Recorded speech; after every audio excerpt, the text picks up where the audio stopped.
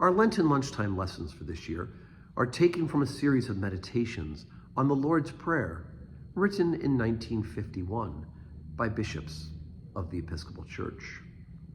Today, for Wednesday, in the first week of Lent, we meditate on the petition, "On earth as it is in heaven." If God's will is to be done anywhere, it is to be done everywhere. If it is workable in any area of life, it is workable in every area of life. If it applies to angels, it can and must apply to men, if in heaven, also on earth. The words "on earth" mean practically human relations as well as relationship with God.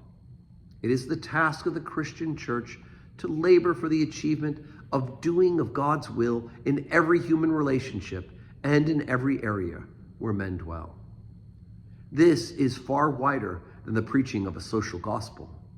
It means the deep planting of the truth as revealed in Jesus Christ. It is the practical application of the power of God in Christ, reconciling the world to himself. The central truth of the gospel is the incarnation. It has two important aspects. Obviously, Jesus is the manifestation of God. He that hath seen me hath seen the Father. He is the living image of God. In Jesus, we have a perfect demonstration of the way of the will of God may operate in the life of a man. Jesus is God, speaking to man. He is man, obedient to God.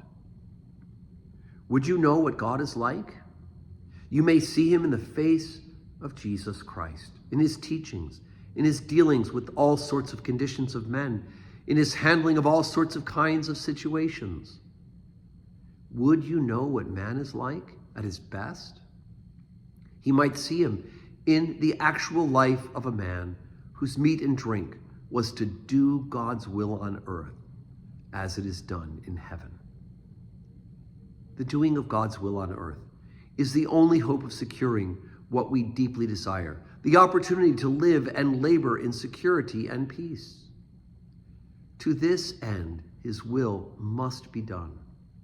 In every area of human life, in every relationship of man and woman, as clearly demonstrated in the daily living of the author of this perfect prayer, and in obedience to his great command to carry the knowledge of God's will into every part of the earth, wherever men may dwell. And that is from Bishop Charles Clingman, the Bishop of Kentucky, in 1951.